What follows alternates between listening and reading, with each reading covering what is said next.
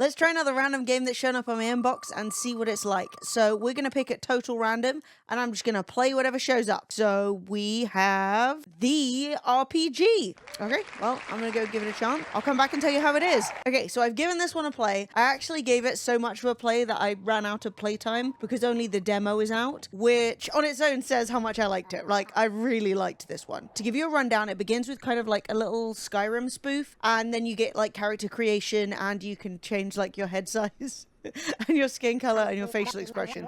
So it's off to kind of like a zany start, and it really sticks with that tone all the way through. It's a pretty fast-paced game. Basically, you know, most RPGs are this kind of way where like you start with one task and then you get sidetracked by like a million other little side missions, and so eventually you kind of forget what you were even doing in the first place. You're directed to go to the dungeon to defeat a dragon, but on the way to see the dragon, you meet a guy who needs a pardon from the castle or they're gonna behead him. He's like in the guillotine. So then you go into the dungeon and immediately you gain a fan, and he like follows you around and helps you kill enemies. And then when you get to the end of the first level of the dungeon, you find a portal, and the portal sends you into some guy's bedroom, and he's upset because you walked in on him in the bath, which is fair. And then he asks you to go and get the royal soap for him because he's like a high level adventurer. So then you go to get the soap, and then you also go to get the pardon, right? They're both at the castle. Great, except the castle's closed for renovation. So you need to go and find the king, who it turns out is called the Cool King, and he's supposed to be in the mushroom farm. So you go to the mushroom farms. He's not there, but there is a farmer who has a bunch of monsters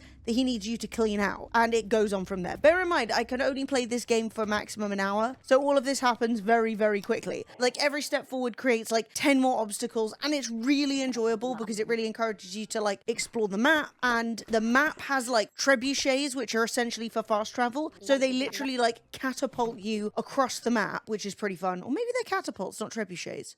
You guys can tell me. And then at some point you get like this mushroom arm gun, which kind of takes a slightly janky fighting into like a more fluid, satisfying route. They let you do a double jump, which is nice. Also, I love the looting mechanic because like rather than rummaging through and like picking out every individual thing you want to sell, it literally sells the loot you picked up by weight. You can run around stealing things, and you just hit the sell button, you get your money, and then you can buy your upgrades. So as I said, I've only played this to review, but I didn't actually stop until the demo completely cut me off. So I think when it comes out, I'm definitely going to pick it up, obviously depending on the price. It's coming out sometime this year, and it's kind of silly and low stakes, but it has like a really nice cohesive art style, and it's got a really good sense of adventure, and I really enjoyed it. So like, shout out to the RPG, you totally surprised me.